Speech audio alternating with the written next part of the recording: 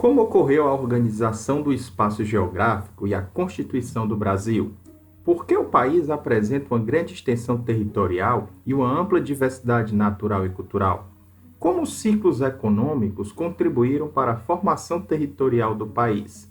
Esses e outros temas é o que a gente vai ver agora nesta aula.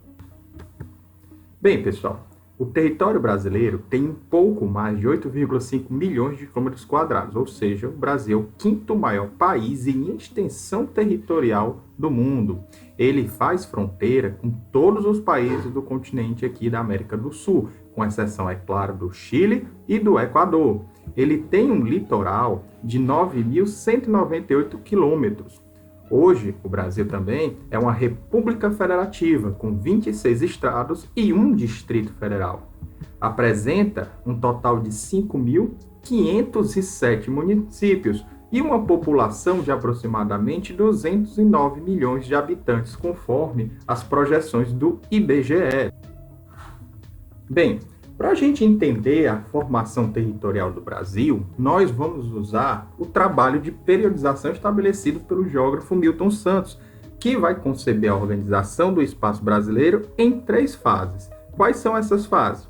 O primeiro, o meio natural, que corresponde àquele período em que o emprego das técnicas da população, dos habitantes, estava diretamente vinculado à natureza, ou seja, o homem fazia uso de práticas, mas que não eram tão modificadoras da natureza.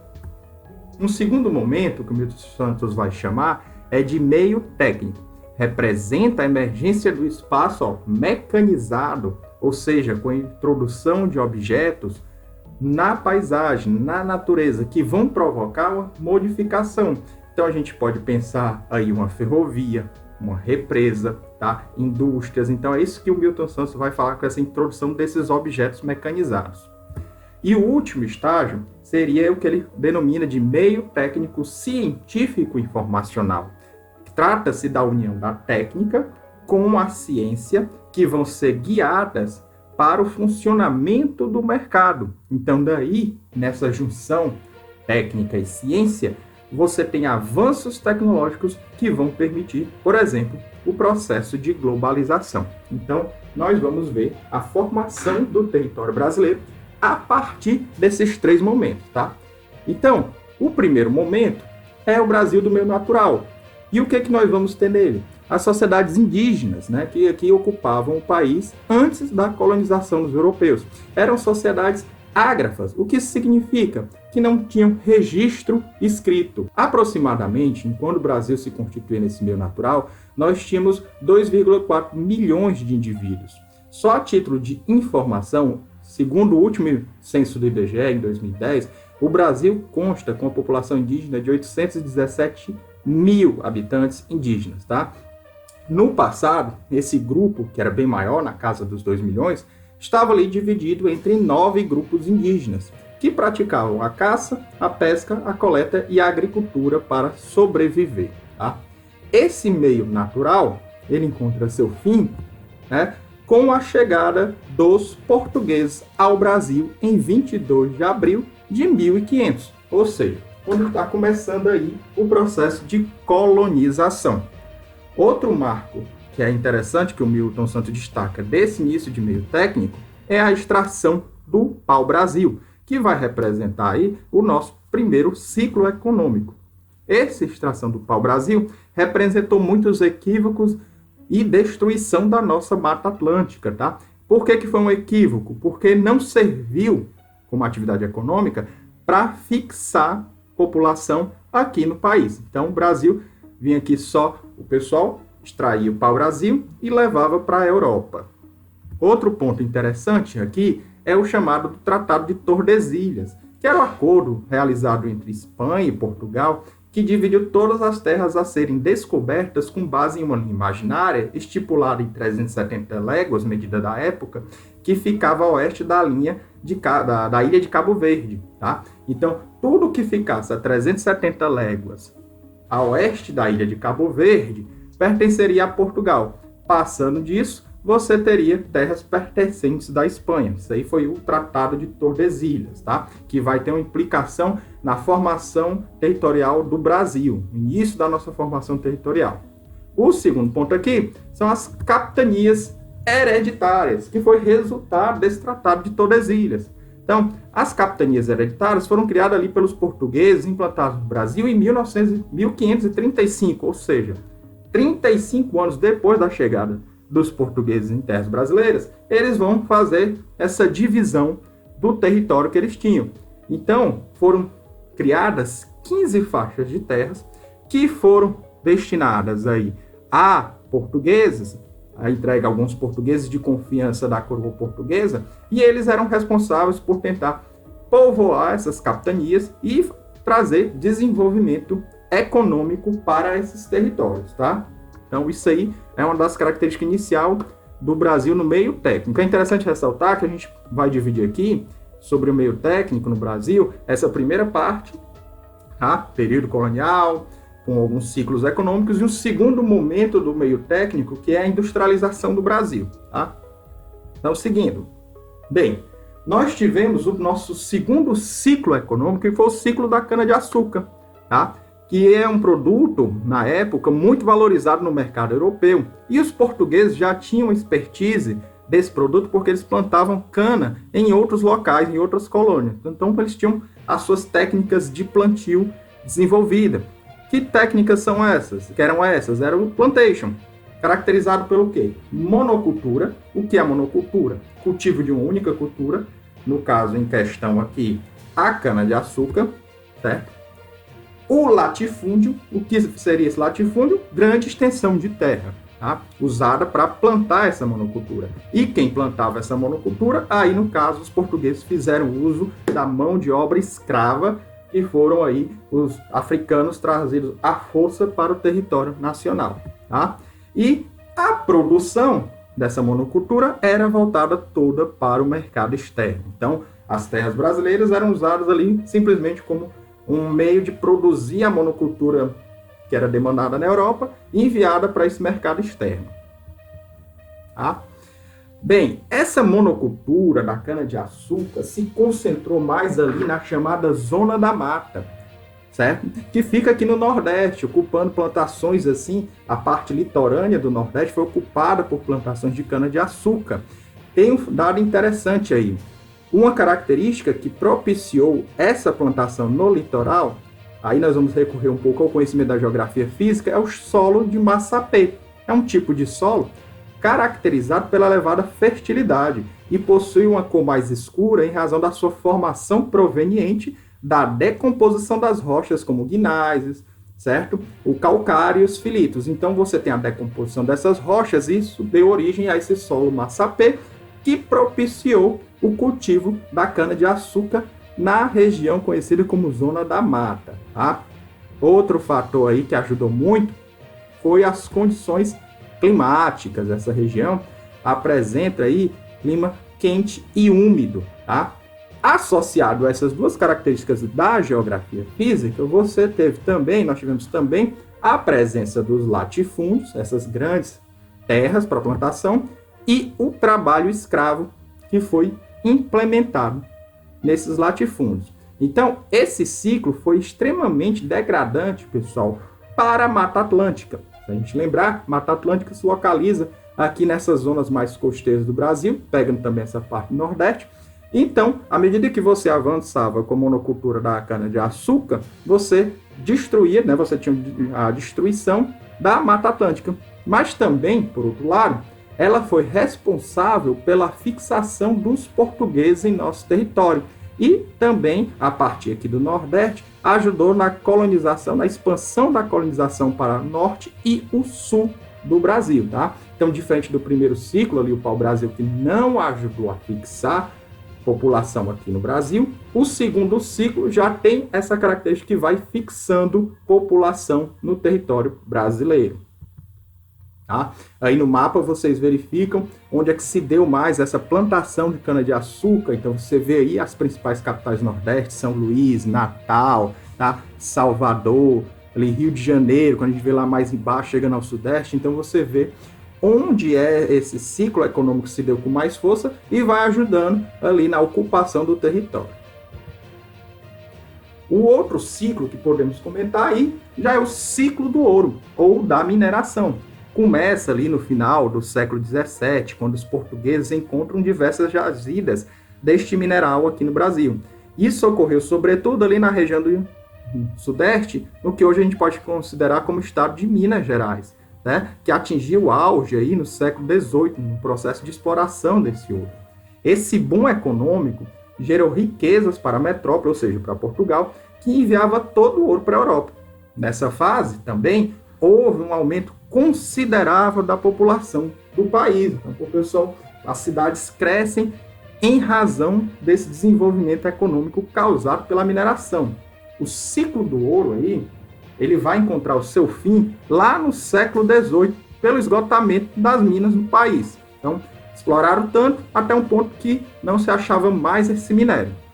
Interessante falar que toneladas de ouro foram levadas para Portugal e Portugal, com esse ouro, pagou a dívida externa que tinha com a Inglaterra, ou seja, o ouro brasileiro foi utilizado por Portugal para pagar sua dívida com a Inglaterra naquele período.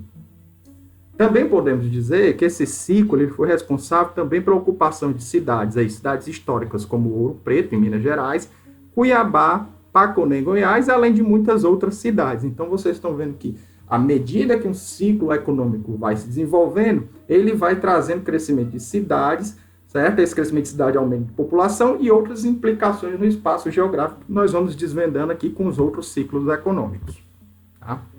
Aqui nesse mapa vocês podem ver a expansão dos bandeirantes no território brasileiro, certo? Então a atividade mineradora, que exerceu um papel importante na expansão do território, as expedições dos bandeirantes para o interior, elas aconteciam pela necessidade de abastecer com alimentos a região aurífera, ou seja, você tinha aquelas regiões que estavam extraindo ouro e elas precisavam de algum subsídio, alimentos, produtos, tá? Trabalho escravo também. Então os bandeirantes adentravam, conquistavam mais terra, capturavam índios, capturavam escravos e traziam para essas regiões auríferas, tá? E nesse processo de expansão, eles acabam abrindo novos caminhos e fundando assim, dando bases para fundar novas cidades, novos caminhos, entrepostos comerciais, tá?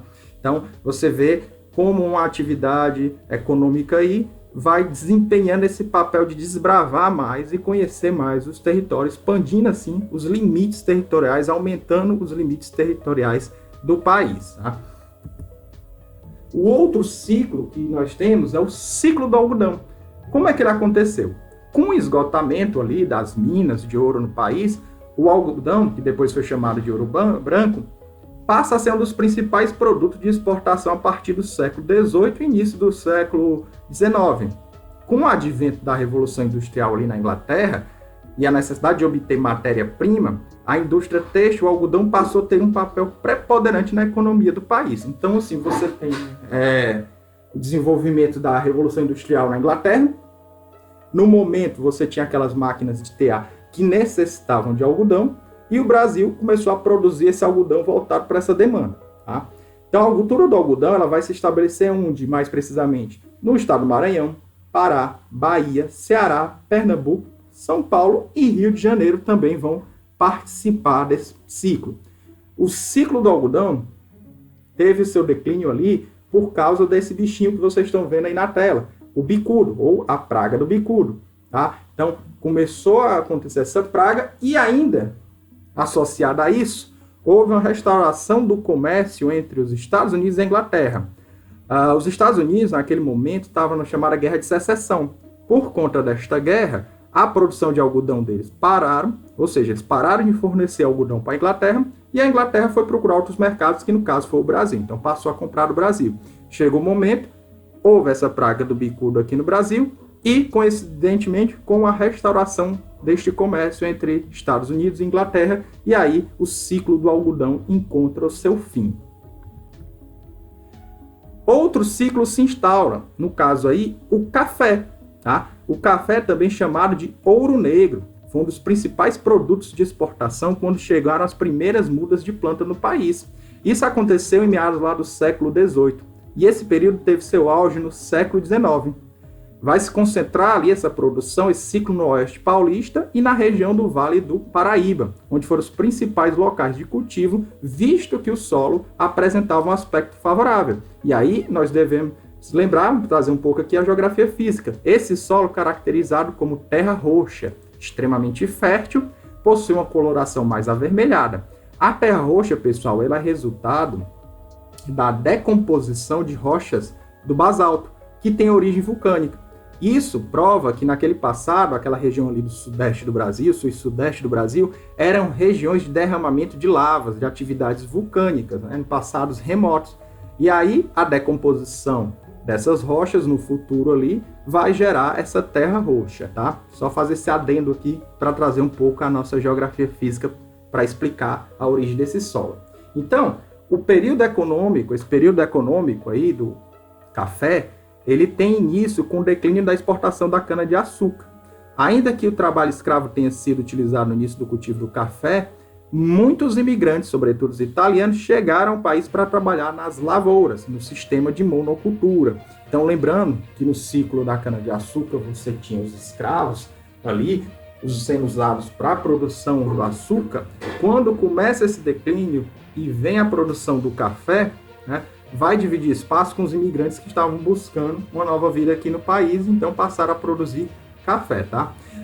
A produção de café no Brasil era tão importante que lá no final do século XIX, o Brasil chegou a exportar mais de 50% do produto. Ou seja, mais de 50% do produto de café no mundo era feito no Brasil, era produzido aqui no Brasil, para você ver a tamanha importância desse ciclo econômico no país.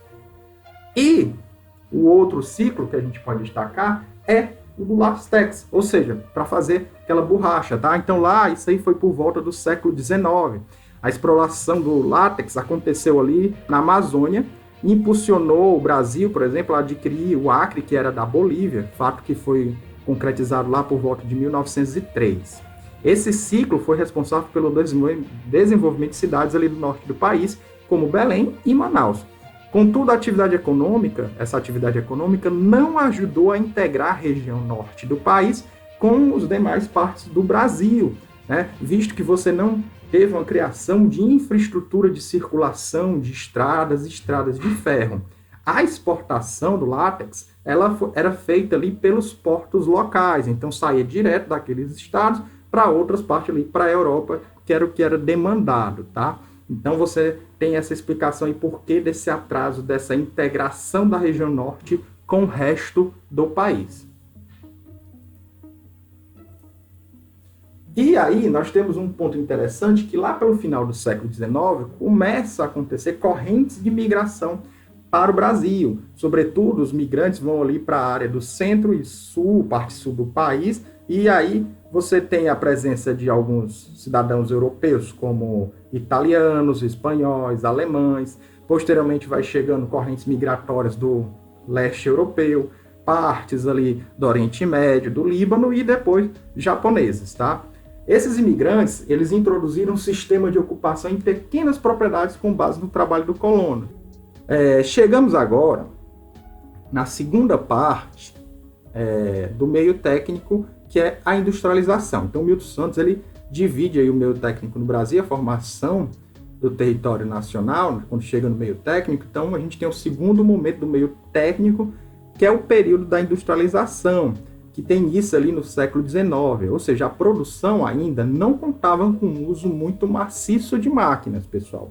O uso efetivo destas só ocorreu inicialmente com a produção de açúcar. Então, você tinha o açúcar sendo processado por equipamentos rudimentares em algumas instalações, tá? Posteriormente, o meio técnico aqui no Brasil incorporou a instalação de estradas de ferro e de navegação a vapor. Então, você já começa a apresentar uma modificação do espaço geográfico bem maior, bem mais intensa, em virtude do desenvolvimento da economia, das atividades econômicas. Entre os meados do século XIX e início do século XX, ocorreu um período de transição entre a fase agrário-exportadora e a introdução de atividades industriais no país. Olha como isso é interessante. Até então, o Brasil tinha aquele forte caráter de agroexportador, de produzir cana-de-açúcar, algodão, café, e gradativamente o país vai passando por uma economia industrial. Então nós vamos ver como é que isso vai se estabelecer, tá? E quais as consequências, as implicações socioespaciais disso na formação do território nacional. Então, essa fase foi marcada pela concentração fundiária, iniciada ali desde o período da colonização, tá? Ou seja, a concentração fundiária é muita terra, grandes propriedades de terra na mão de poucas pessoas, pelo fim da mão de obra escrava, tá? E consequente incorporação do trabalho assalariado. Então, você tem isso, né? A concentração fundiária, terras, maior quantidade de terras na mão de poucas pessoas, os escravos que vão ser libertos, tá? E o trabalho assalariado que vai acontecer.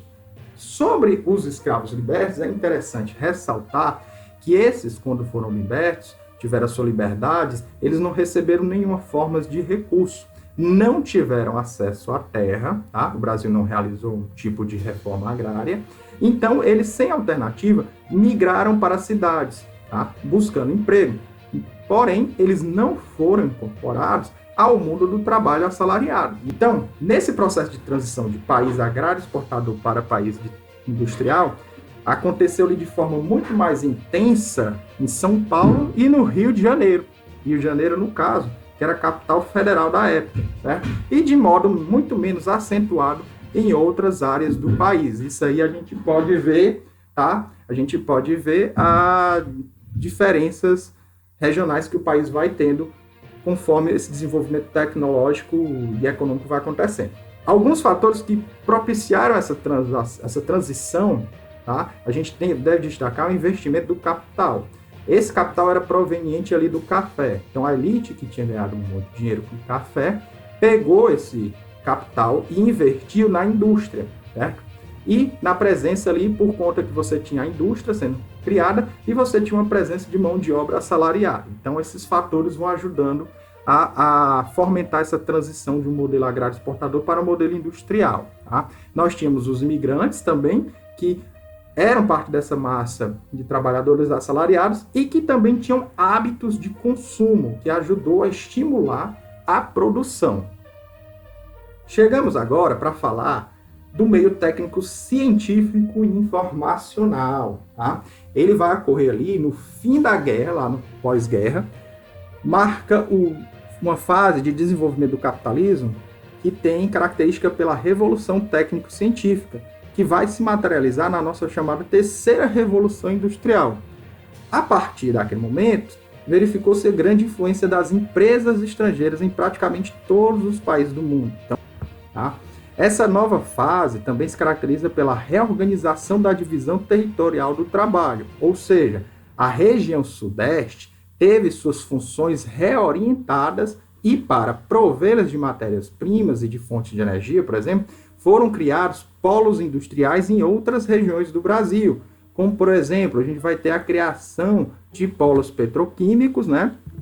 Aí, polos siderúrgicos, eletrometalúrgicos para a produção de eletrônicos e produtos combustíveis, como no caso o álcool, e entre outras iniciativas. Então, o país passa a contar com polos industriais localizados fora desse eixo sudeste para ajudar a abastecer e criar condições do desenvolvimento do país. Então, muita coisa se voltava em função, produção se voltava em função ali do sudeste. Também devemos destacar a aplicação do capital nas atividades agrícolas. Então, assim, você tem essa aplicação de capitais agrícolas, de capital no meio agrícola, vai imprimir um ritmo acelerado de produção do campo. As inovações técnicas implementaram um novo tempo de produção. Então, você não ficava mais retido ao tempo de crescimento de uma cultura de acordo com as estações do ano, porque você tinha a correção química do solo, a obtenção de sementes geneticamente modificadas e novas técnicas empregadas na produção em escala voltada, assim, numa escala maior para a produção em grande escala no campo, tá? Então, você tem essa modificação, essa inovações tecnológicas que vão atingir o campo brasileiro. Associado a isso, ainda você tem a ampliação da concentração fundiária, uma vez que você necessita de uma maior quantidade de terra, tá? E para produzir o que o agronegócio, no caso, estava se desenvolvendo, necessitava. Então, a gente não tem aí, por conta disso, uma distribuição de terras favoráveis assim, à quantidade de pessoas da população do campo. Você tem muita terra voltada para a produção de determinados insumos que eram requeridos pelo mercado externo. Ali, por volta de 1970, começa a ampliação do nosso sistema de transporte de comunicação, uma forma de garantir a circulação e o consumo dos processos iniciados pelas indústrias, empresas estrangeiras aqui no Brasil. Então, novas estradas, portos, aeroportos foram instalados visando a rápida circulação das mercadorias das áreas produtivas ao mercado consumidor. Outro ponto interessante que se destacar é que durante a ditadura militar ocorreu também ali um aumento do número de trabalhadores desempregados, tá? E esses trabalhadores desempregados, de uma massa de trabalhadores desempregados, pressionou a diminuição dos salários, tá? Isso, consequentemente, também criou uma situação de fluxo migratório, uma vez que você tinha regiões com massas de desempregados, regiões que não estavam se desenvolvendo, lembrando que eu falei aqui em partes passadas, nos slides passados, que o país, as regiões se desenvolviam de forma desigual, então você tinha fluxos migratórios de regiões menos desenvolvidas para as áreas mais desenvolvidas. Aí aqui no caso foi o Sudeste, e no caso especificamente a cidade de São Paulo, o estado de São Paulo e a cidade de São Paulo receberam esses fluxos migratórios, sobretudo aqui da região Nordeste, tá? Nos anos seguintes, vai se intensificar a descentralização industrial e dos serviços e do comércio, de modo que algumas áreas do país foram incorporadas ao processo de modernização. Isso ocorreu com mais ênfase nas áreas que já apresentavam um desenvolvimento tecnológico e uma infraestrutura mínima e disponibilidade de mão de obra barata. Então, algumas áreas, por exemplo, do Nordeste passaram a receber indústrias, certo? Com alguns tipos de serviços, porque já apresentavam uma infraestrutura e mão de obra suficiente para desenvolver tais atividades. Isso também foi possibilitado graças aos incentivos fiscais dados pelos governos para a obtenção desses investimentos em seus territórios. A gente também costuma aqui na geografia falar guerra fiscal ou guerra dos lugares, tá? Então é quando os governos fazem iniciativas de estimularem a atração de empresas e investimentos. Bem, com isso, a indústria, então, tornou-se mais complexa e passou a ser instalada também em outras áreas, ali como no Centro-Oeste e no Nordeste, como vocês podem ver aí no mapa, né, que ele vai se espalhando para essas outras regiões aqui do país. Só que ela ainda continua majoritariamente ali concentrada na região Sudeste. É preciso ressaltar, pessoal, ainda que a exportação se tornou uma alternativa para o país, dado que o nosso mercado consumidor, o mercado consumidor nacional, ele tinha pouco poder aquisitivo. Então, a estratégia foi exportar o que era fabricado aqui. A industrialização ainda, que ocorreu no país, ela favoreceu, melhor dizendo, grandes empresas, mas não resolveu problemas sociais da nossa população, que cada vez se apresentava mais empobrecida, tá? Então, nós tivemos um desenvolvimento das atividades industriais, comerciais, mas esse desenvolvimento não refletiu em qualidade de vida da população. E aí podemos concluir que houve a introdução de tecnologias em todos os setores da economia brasileira, mas isso não garantiu a ampliação do número de empregos bem remunerados, nem melhoria das condições de trabalho da população. Debates esses que vão ser desenvolvidos, trabalhados agora no início do século XXI, tá? Então a gente vê muito movimentos sociais pedindo melhoria das condições de emprego, melhoria das condições também sanitárias, movimentos que pediram desenvolvimento de políticas públicas para o meio urbano, como o Movimento Nacional de Reforma Urbana, também movimentos do campo pedindo a melhoria e o acesso à terra para trabalhar. Também temos aí os movimentos sociais indígenas e quilombolas que buscam firmar sua cultura, ter o seu reconhecimento e seus direitos garantidos, tá? Esses e outros temas a gente vai trabalhar em aulas seguintes, mas isso aqui é o momento inicial para a gente entender como se deu a formação do território nacional, tá? Para entendermos posteriormente, o que é regionalização, como é que essa formação do território nacional se expressa no nível de regionalização, quais são as características das regiões do Brasil, e aí esse é o nosso tema da próxima aula.